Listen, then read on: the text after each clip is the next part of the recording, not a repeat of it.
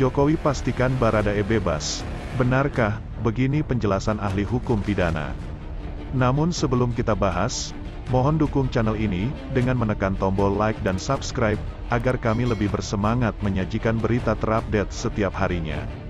Ahli psikologi forensik dari Asosiasi Psikologi Forensik, APFISOR, Reni Kusuma Wardani membongkar kepribadian Richard Eliezer Pudihang Lumiu alias Baradae 1 dari 5 terdakwa kasus dugaan pembunuhan berencana Nofriansyah Yosua Huta Barat alias Brigadir J.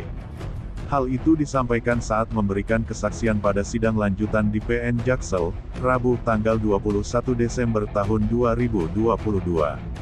Reni mengungkap bahwa Richard Eliezer Pudihang Lumiu tergolong orang yang patuh terhadap perintah atasan.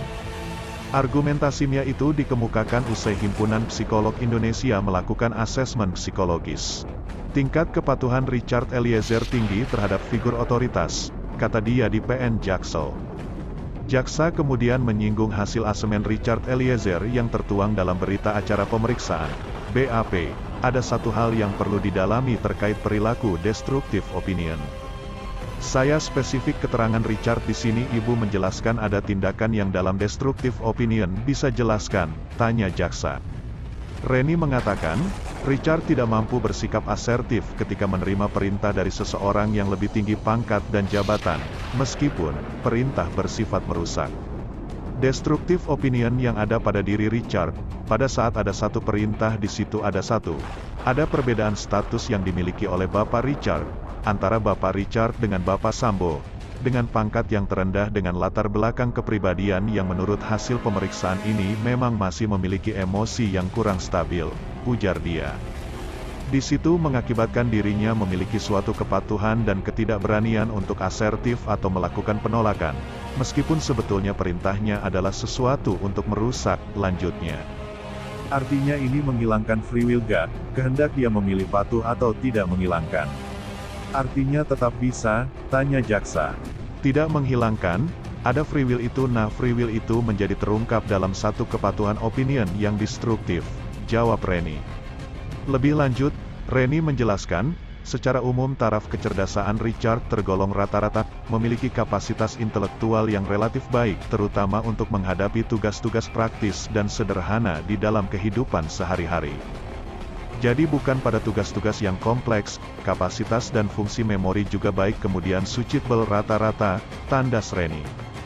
Di sisi lain, ahli hukum pidana Effendi Saragi dari Universitas Trisakti dan Alpis Sahari dari Universitas Muhammadiyah Sumatera Utara, UMSU, dalam sidang lanjutan Sambo CS yang digelar Rabu, tanggal 21 Desember tahun 2022, di Pengadilan Negeri Jakarta Selatan mengungkapkan terdakwa Baradae atau Richard Eliezer berpotensi mendapatkan pembebasan pidana terkait kasus pembunuhan Brigadir J.